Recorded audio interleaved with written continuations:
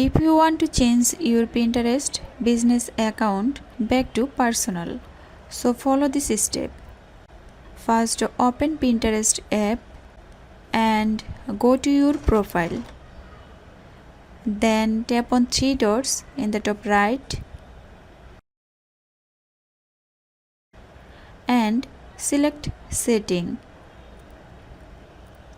Now tap on Account Management.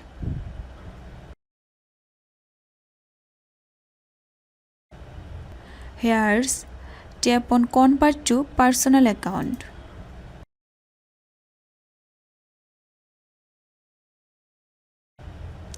And again tap on Convert to Personal.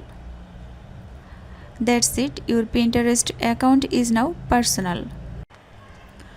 If you found this video helpful, don't forget to share this video and comment if you have any questions. Thanks for watching.